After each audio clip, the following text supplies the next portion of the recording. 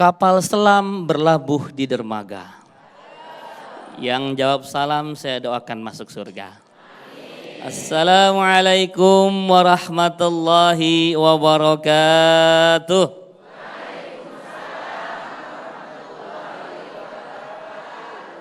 Alhamdulillah rabbil alamin.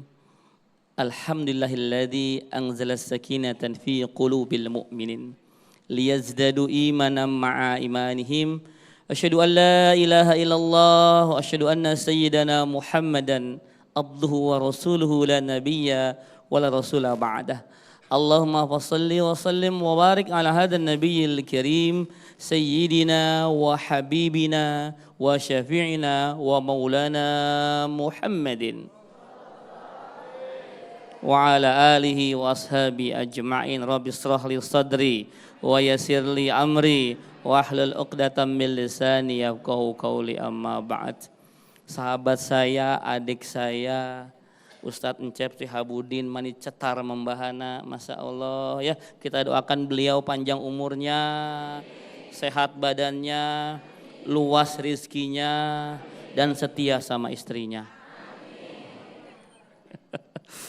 Ibu-ibu, bapak-bapak jamaah Masjid Al-Muttaqin Kelapa Dua Wetan, sama ibu-ibu dari Bogor ya, yang warna jilbabnya ini putih dan ungu ya. Dari Jasinga ya Bu ya. Ya, sudah makan siang Ibu? Belum, sama lah. Alhamdulillah. Ini tadi saya lihat Ustadz Encep ceramah, ibunya begitu cetar membahana, bapaknya jempling dia. Pak, ada masalah apa di rumah Pak? Masya Allah. Dengan istri apa dengan menantu masalahnya? Ya. Hari ini kita membahas tema yang sangat relate ya dengan kehidupan kita sehari-hari ya. Resep memilih menantu idaman. Kalau saya ngomong menantu idaman, dan saya belum punya menantu. Ya, jadi saya berbicara sebagai sosok menantu ya Pak, bukan sosok mertua ya. Tapi Nabi SAW selalu memberikan koridor kepada kita. Syarat-syarat bagaimana sih memilih pasangan itu ya. Laki-laki memilih perempuan, perempuan memilih laki-laki, begitupun mertuanya atau orang tuanya bagaimana memilih calon menantunya. Ya.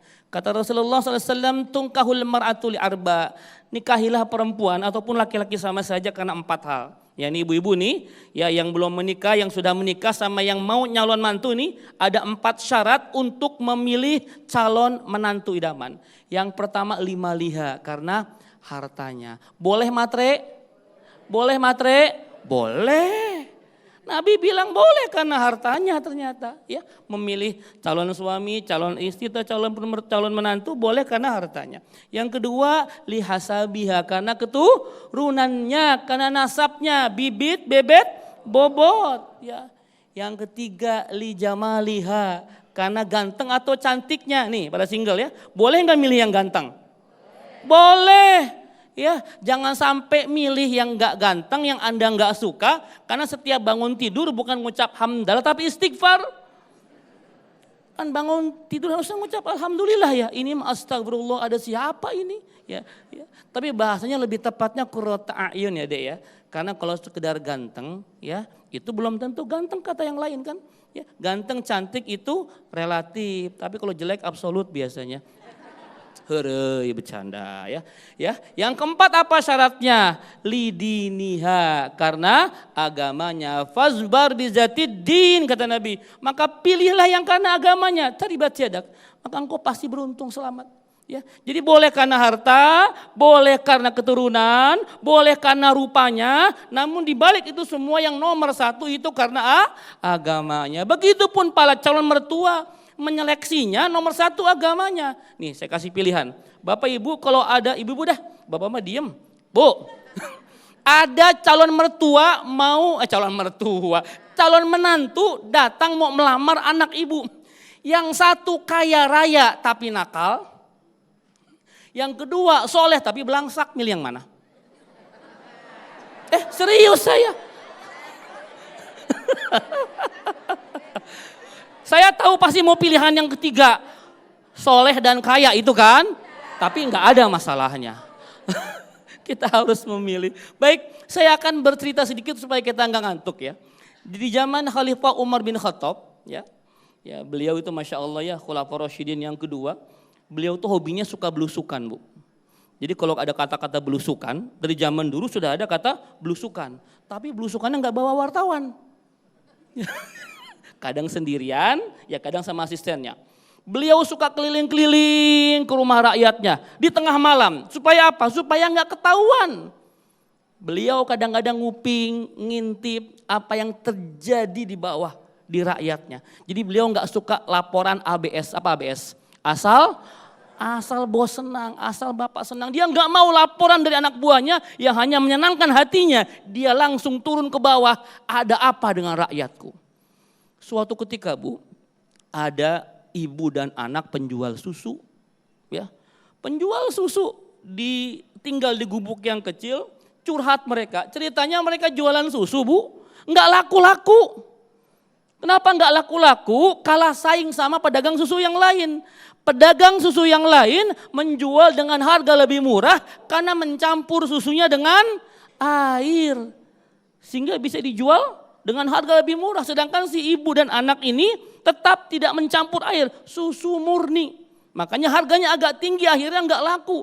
1 hari, 2 hari, sampai 3 hari dibawa ke rumah dagangannya. Tiap malam nggak dapat duit, nggak bisa beli roti. Dia minum susunya sampai kembung Bu. Kebayang 3 malam minum susu.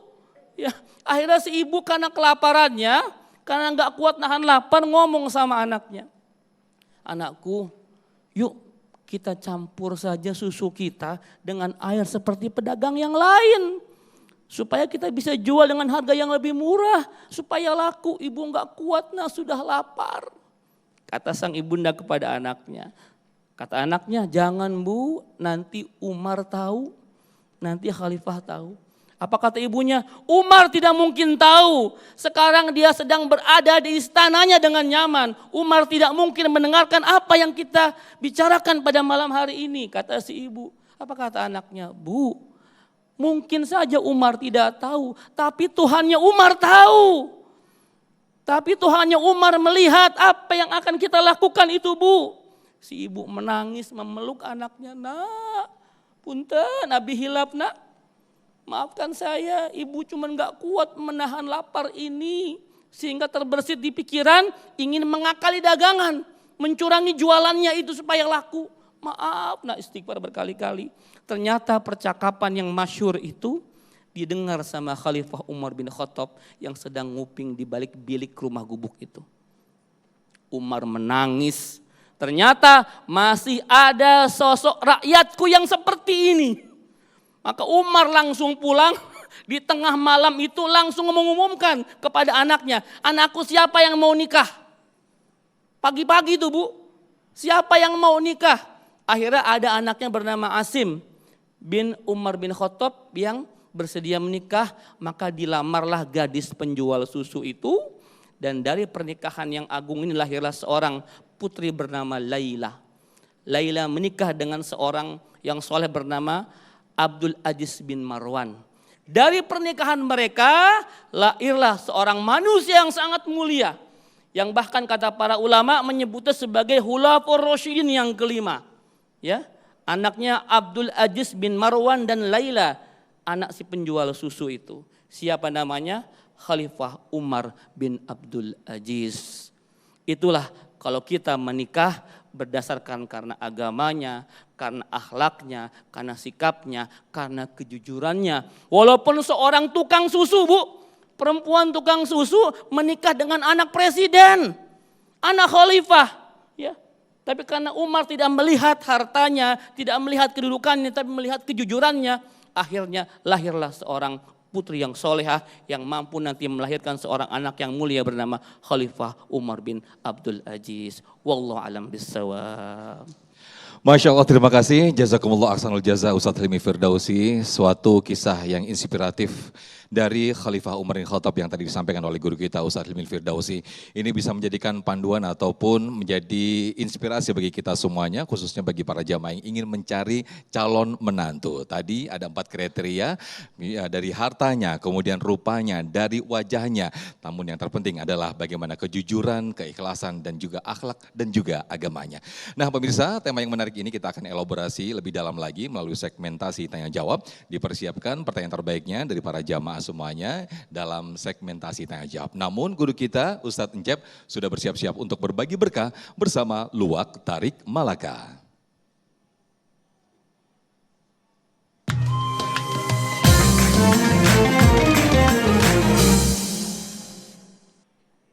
Bu. Nah, kali ini saya akan berbagi berkah bersama Luwak Tarik Malaka. Jadi nanti Ibu, jamaah yang beruntung dan bisa menjawab pertanyaan saya terkait tema kita hari ini akan mendapatkan hadiah uang tunai 1 juta rupiah yang dipersembahkan oleh Luwak Tarik Malaka. Tapi jangan lupa dipotong pajak. Siap-siap? Yang bisa menjawab pertanyaan saya angkat tangan, nanti saya akan tunjuk siapa yang akan menjawab. Jadi biar ibu pulang ke rumah tidak jadi mertua yang romlah ya Bu ya. Apa tadi romlah? Rombongan mertua suka bikin, kalau dapat hadiah jadi mertua yang rodiah. Rombongan mertua yang suka ngasih hadiah. Pertanyaannya adalah, udah siap belum? Jalan-jalan si ibu katanya. Siap Bu, pertanyaannya adalah sebutkan salah satu kriteria dalam mencari menantu. Yang duluan si teteh ini kayaknya teh. Boleh maju teh silakan. Ibu-ibu sih nggak cepet-cepet. Jadi nggak rodiah jadinya tuh. Siap. Dengan teteh siapa namanya? Rafla Mauza Bilkis. Siapa? Rafla Mauza Bilkis. Panggilannya? Mauza. Baik. Tadi pertanyaannya sudah bisa menjawab? Sebutkan salah satu kriteria dalam mencari menantu. Memiliki akhlak yang baik. Memiliki akhlak yang baik. Yang baik. Selamat, Anda mendapatkan 1 juta rupiah dipotong pajak. Selamat. Ini saya kasih hadiah dulu nih.